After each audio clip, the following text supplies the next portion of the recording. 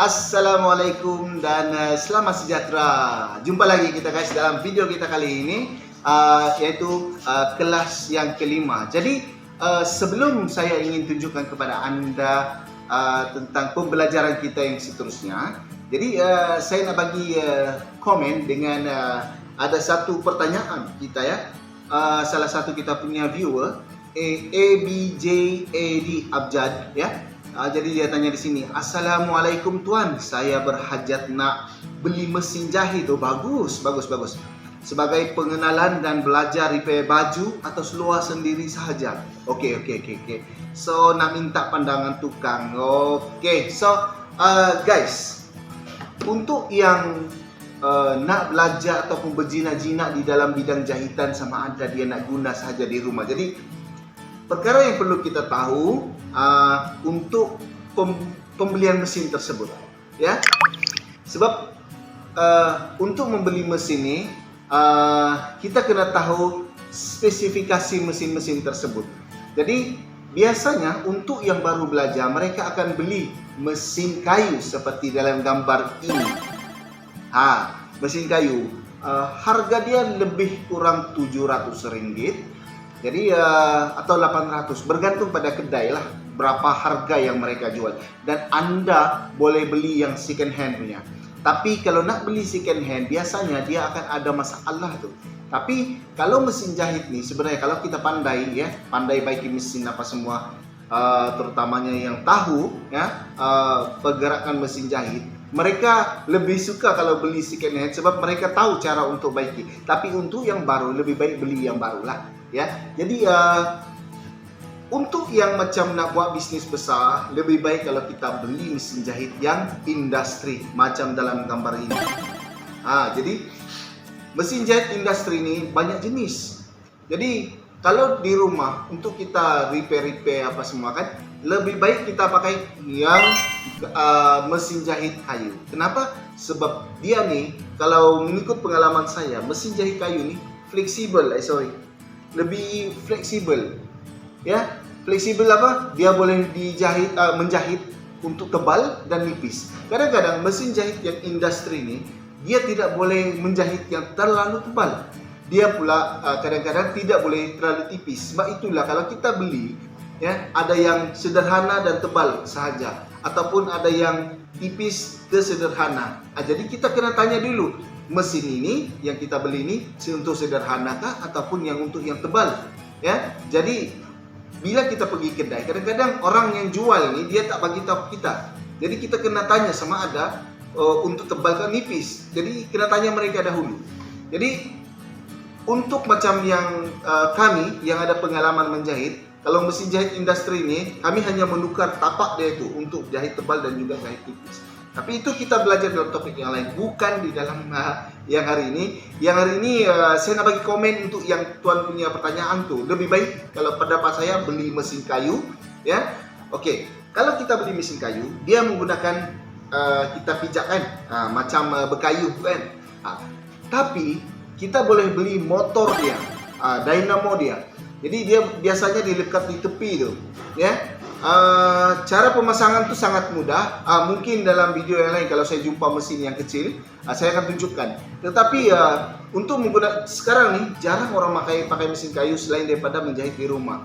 Jadi kalau kita guna tu, ya, kalau nak guna motor lebih bagus, ya. Kita hanya lekat, dia ada, kita boleh beli di kedai tu, dia punya apa ni tali tu, dia ada tali dia macam getah tau.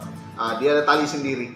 Jadi kalau mesin jahit kecil ini kita beli motor saja untuk memudahkan kita mempercepatkan kerja kita ataupun keselesaan kita. Tapi kalau nak guna yang pijak tu lebih baiklah sebab satu exercise, kedua dia lebih jimat elektrik sebab tak guna elektrik langsung.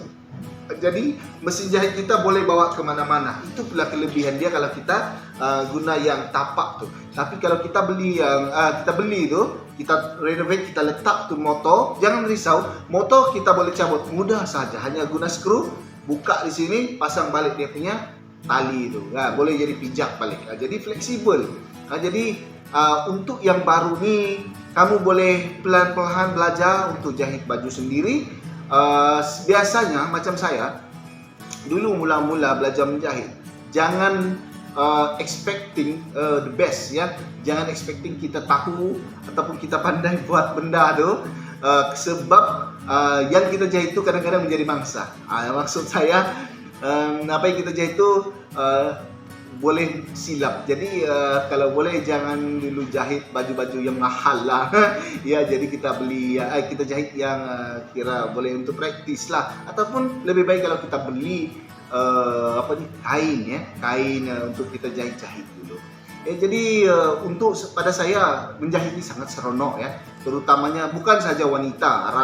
Ada orang kata kerja menjahit ini untuk wanita saja, bukan ya, tapi dia juga boleh untuk lelaki. Dan kebanyakan orang yang pakar di dalam bidang jahitan ini adalah lelaki. Pelik ya, ini pelik. Biasanya orang kata memasak hanya untuk wanita, tetapi kalau tak pelik, kalau pergi mana-mana restoran, kebanyakannya chef dia lelaki. Memang ada juga wanita, tapi kebanyakannya lelaki. Begitu juga dengan jahitan. Ya, jahitan lelaki lebih cepat dia dapat tangkap dan juga lebih cepat memahami. Apabila minat tu ada dalam jiwa, dia lebih cepat memahami kerja-kerja tersebut. Jadi guys, kalau macam kamu yang masih nak buat repair seluar saja, boleh belajar kita dalam tutorial kita. Ya, kalau yang belum subscribe tu subscribe kita punya YouTube channel. InsyaAllah kita akan buat perlahan-lahan, ajak ataupun tunjuk ya satu-satu. Tapi tidaklah dalam tempoh yang singkat. Kita mungkin apabila ada masa ya, kita akan luangkan masa untuk ajar kamu ya, bagaimana untuk tukar zip. Ya, itu biasalah tukar zip, potong seluar, bagi kecil sikit di bahagian bawah tu, pinggang bagaimana kita nak kecilkan ataupun kita nak tampal kita punya seluar tu. Ya, jadi itu adalah perkara-perkara yang selalu orang repair. Kalau baju pula biasanya dia akan kecilkan bahagian sini saja.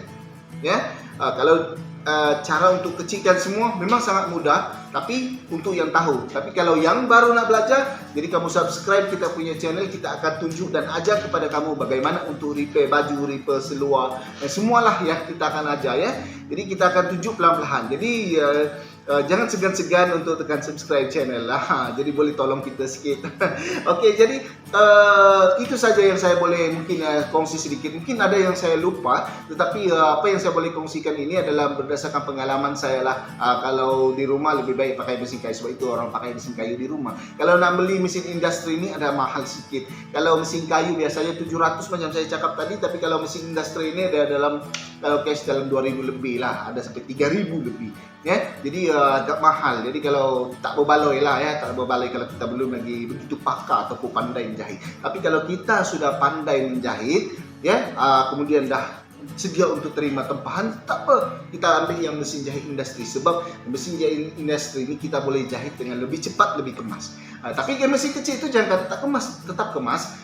Mesin jahit industri yang kecil itu, yang kayu, dia tetap boleh lebih, kalau saya rasa lah lebih kemas lagi, ya, lebih kemas lagi. Cuma kita pandai adjust ya, dia punya timing tu, ya, timing apa semua. Mungkin saya boleh tunjuk juga video tu, video akan datang ya, bagaimana kita nak adjust timing.